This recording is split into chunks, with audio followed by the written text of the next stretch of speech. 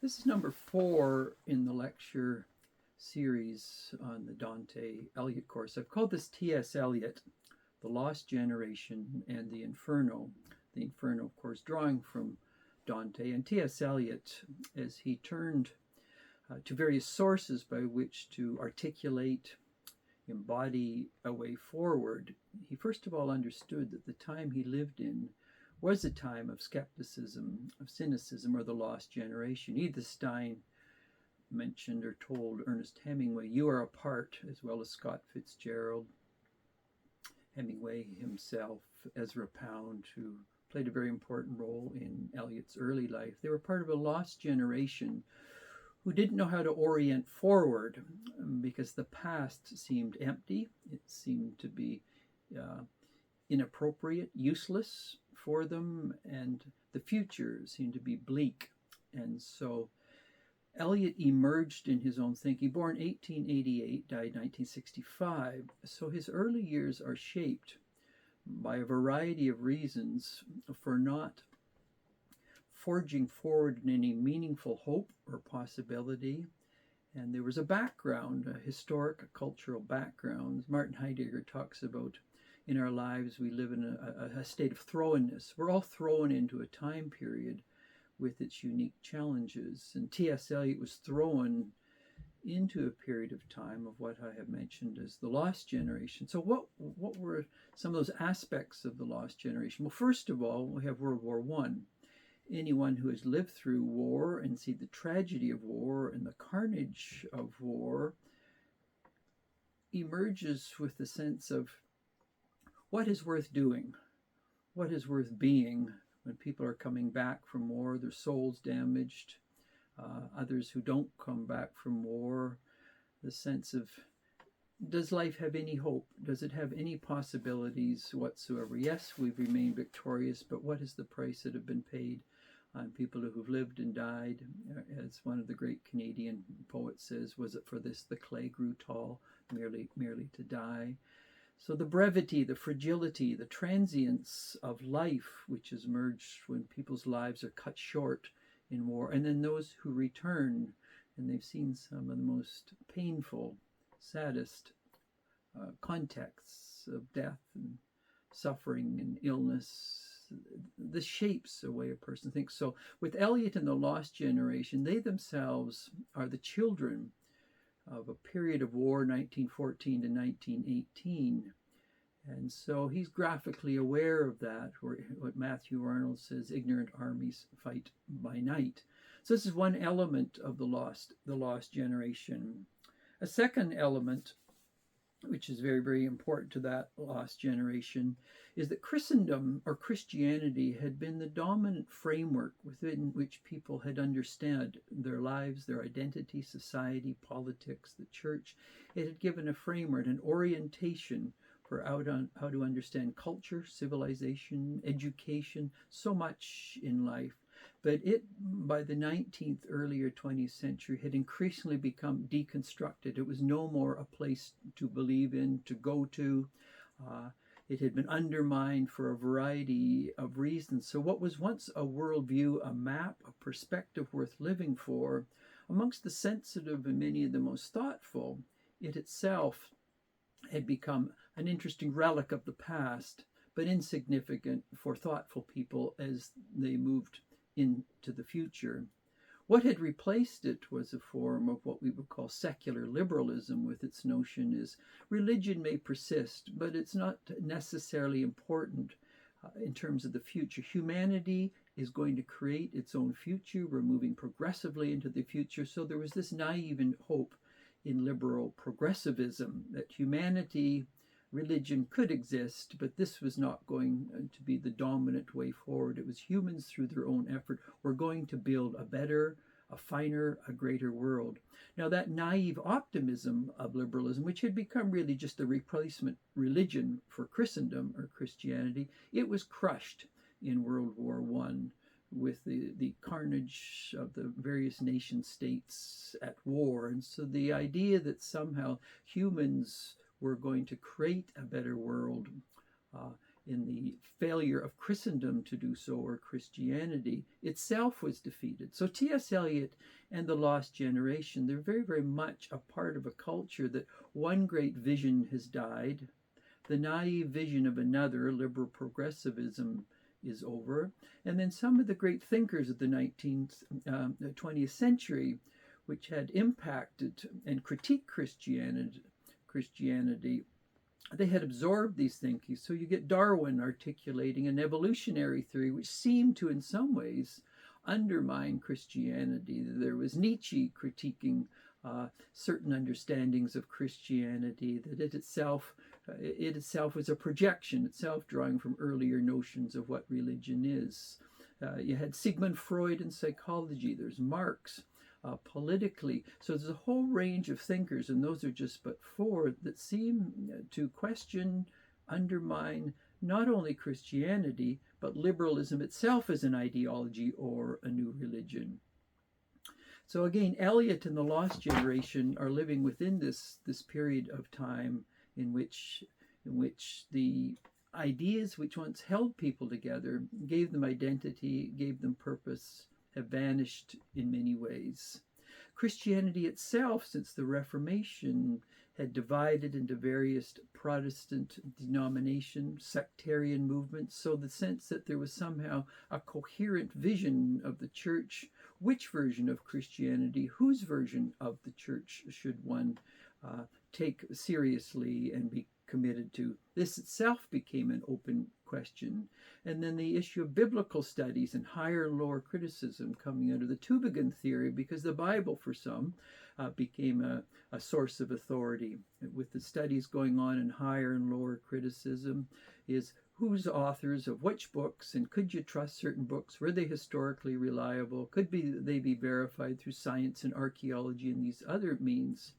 And so this lost generation was encircled by a variety of reasons not to believe in anything, whether it was politics, because nation states just go to war, religion, which was divided, it was imploding in many ways.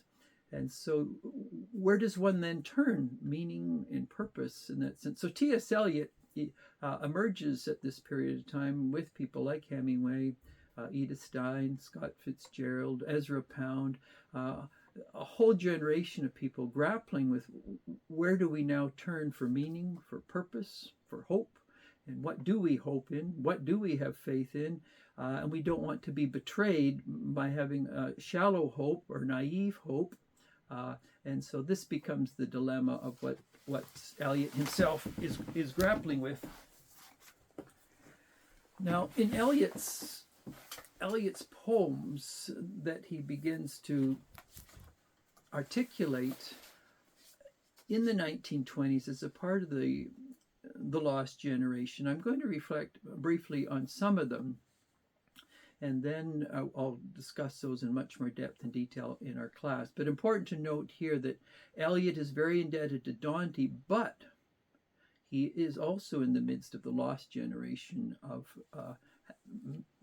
articulating, understanding where do we as a people, we as a generation turn for meaning.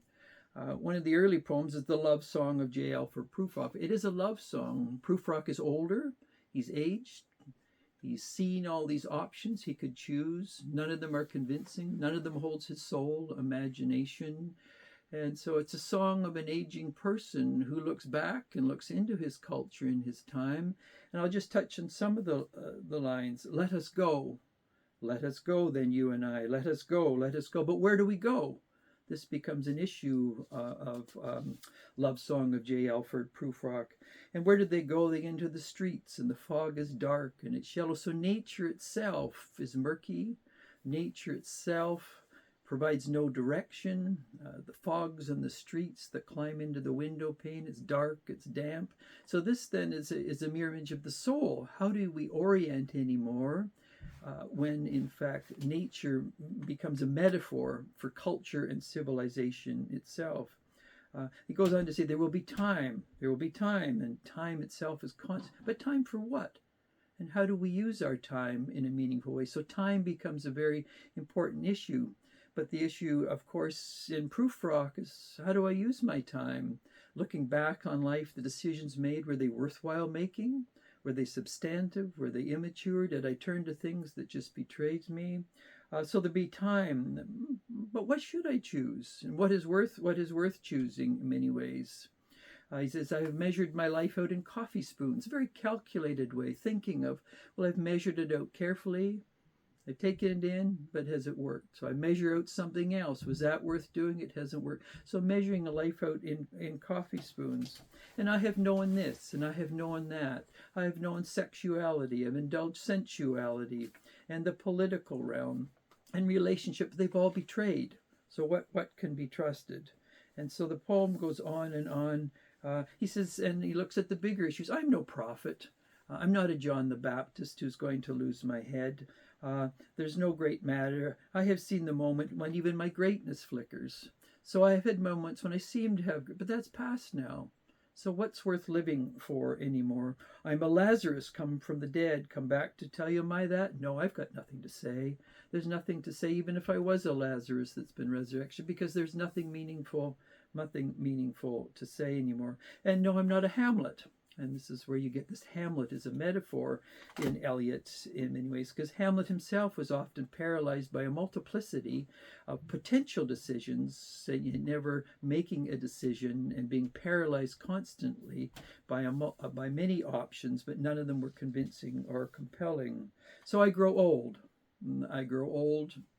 And where do I go in my age? I look back and no decision. So you have this isolated, lonely person, Prufrock, attempting to articulate a vision of life, but it is no vision at all. And this is an inferno. So what happens in the modern world when people don't believe in anything of substance anymore? A sort of a cynicism sets in. The inability to believe in anything, a retreat into the inner world, and then a sort of depression emerges. The next poem in this is Gerontian, which again, it's the old man. I'm an old man. I'm an old man. And you get this contrast between, he says, the word within the word. So there's words, but I can't really hear a deeper word. It is beyond me. Nothing is speaking to me anymore. I'm an old man, and the word within the word is not coming through. It's not speaking. It's unable to speak a word. Swaddled with darkness, in the dew essence of the year came Christ the tiger. So you have the notion that there's Christ the tiger, but the Christ the tiger is not getting through. Christ the tiger is caged. Nothing's breaking in. And so Gerontian is an old man, but the constant comment is think now. Think now, but what do we think about?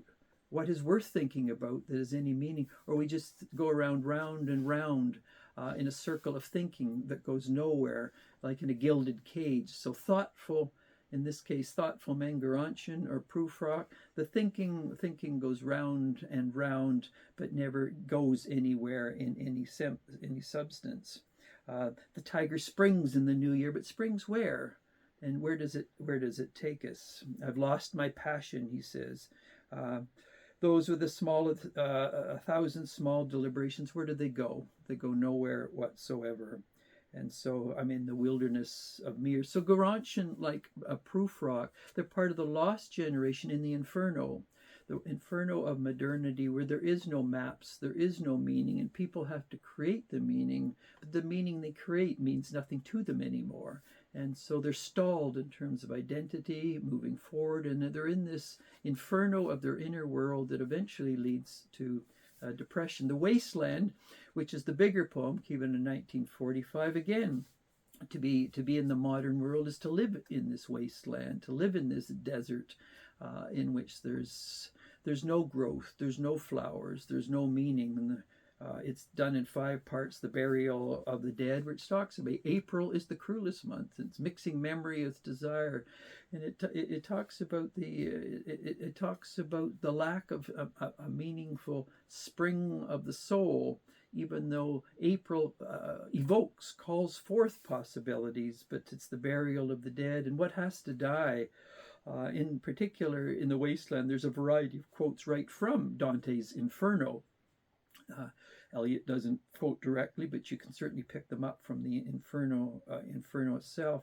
But you get the sense of emptiness, a wasteland, relationships. There's no meaningful, ongoing, thoughtful relationships. You can't trust the other person in any sensitive way, and people are absorbed in their own worlds, and they use other people to fulfill their own emptiness, their own longing for meaning, because they can't find it in themselves, they can't find it in others, so they devour others to fulfill, like cannibals, a sense of meaning. Or in part two, it's a game of chess. So all of a sudden we play this chess game with ourselves and with others, and we move pawns and rooks and kings around to win the game of life. But it's just a game. That's all life is. It's a chess game in which people compete with one another to win this game.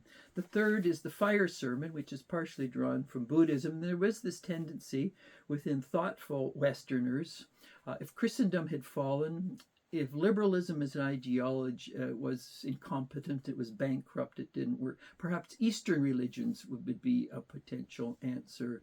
And the fire sermon partially draws from one of the Buddhists' teachings. And so there is this within Eliot as a part of his generation. They're moving away from Western civilization, Western Christianity, and idealizing and romanticizing various forms of Eastern Christianity. The wasteland, the dilemma of it, there's no water.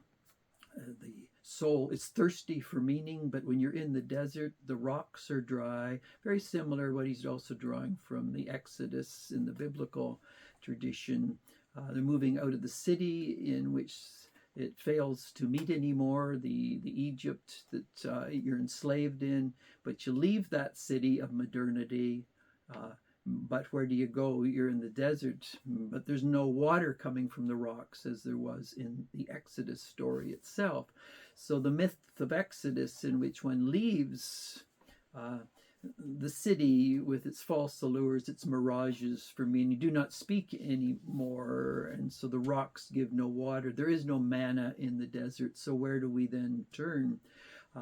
As they move on, you get the death by water section, and then the final section, what Eliot does, what the thunder said, is he turns to Hinduism also as the latter part of it, but you get the notion of Tiresias in this also playing a significant role. And so the wasteland becomes a significant poem in which he was the leader, one of the avant-garde poets of articulating the wasteland of the modern world, in which any source of meaning was gone. We create meaning, but we know it's artificial. We know it's a chess game we're playing, and we leave the game temporarily, and then we inevitably play another chess game with meaning, and we engage this with people, but it doesn't hold. We have our distractions, so what Eliot will later call in the four quartets being distracted by distraction through distraction. The Hollow Man, which a very important poem also, the hollow man, the stuffed man, again, people have no substance. There's nothing inside of them anymore to trust. And it's fascinating as you go through this, the dead land, death's dream, the kingdom, there's no reason to hope anymore.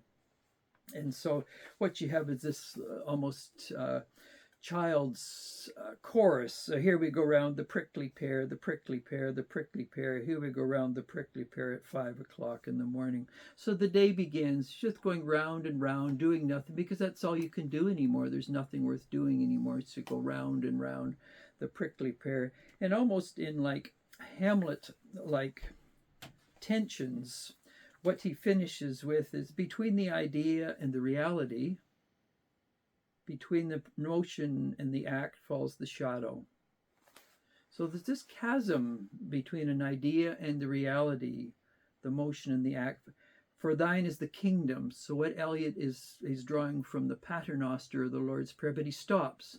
For thine is the kingdom, and in the Lord's Prayer, for thine is the kingdom, the power and the glory. But there is no power, there is no glory anymore. And thine is the kingdom, but what kind of kingdom are we talking about? And between the conception and the creation, between the emotion and the response falls the shadow. So the bridge which usually takes place in a healthy person, in this tension, life is very long and the bridge is not built. So people are stalled. They're frozen like Satan in the Inferno in that sense. They're shrinking, they're frozen, they can't make meaningful decisions anymore. Between the desire and the spasm, between the potency and the existence, between the essence and the descent, falls the shadow. And again, for thine is the kingdom, but there is no power, there is no glory. And then he retreats even further. For thine is, there is no kingdom. There just, thine is what? Life is, it's long, but it's meaningless. So we take these steps through life. There is no kingdom. Life is, for thine is the, there is no kingdom, there is no power, there is no glory. And then he says, this is the way the world ends. This is the way the world ends. This is the way the world ends. Not with a bang, but with a whimper. So in the Hollow Man, you get the summing up of the wasteland, proof rock, Garantian in many ways, in which the despair, the cynicism, the skepticism that leads to paralysis, the shrink into the inwardness, the isolated atomistic individual that in many ways seems to be going nowhere. And this is Eliot's understanding in the modern world of Dante's Inferno, and what it means to be part of the lost generation, in which all the maps, all the GPSs of meaning, as it were, the compass is gone, and so what is left? Now, in the late 1920s, Eliot begins to see through this cul-de-sac, this dead end in many ways, an understanding of identity that is open-ended but goes nowhere, and people going round and round the prickly bush. And he begins to move out of that because he sees actually the consequences of some of the most thoughtful people of the lost generation. And he begins this turn to Christianity, taking the position that in fact there's far more in Christianity and Christendom than the cynics and the skeptics make it out to be. In fact, it is a mother lode.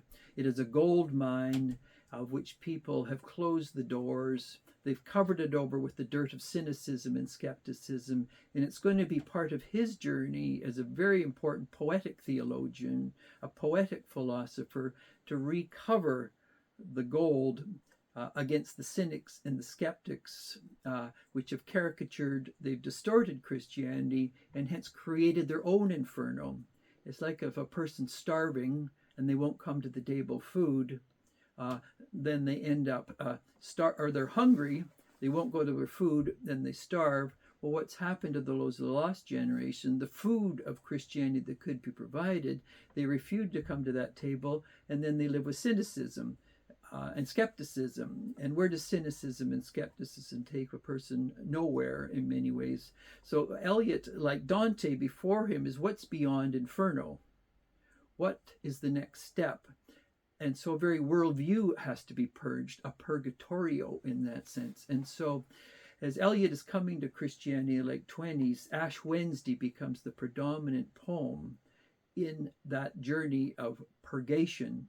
And so the journey of Eliot out of the wasteland, out of the Inferno, of the lost generation, Ash Wednesday, in its 6 sections, is a very important bridge between skepticism, cynicism, an atomistic worldview that goes nowhere, to hope, possibilities, but a demanding hope, a demanding faith, a demanding love within the self, in which significant elements have to be purged to discover the light within, and the light that drives one ever forward and moves one in a meaningful way into community, deeply grounded into history. This is why Eliot's important essay, Tradition and the Individual Talent, is very significant, is the individual is not isolated from tradition, but it's the communal voices of millions throughout history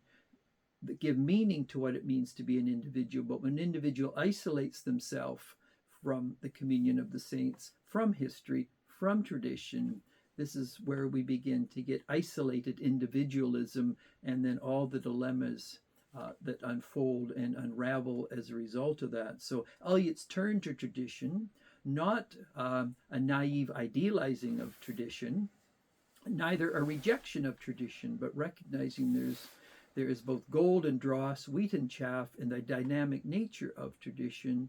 And so in Ash Wednesday, he's attempting to mine the essence of what that tradition is without uncritically accepting the dross of that very tradition.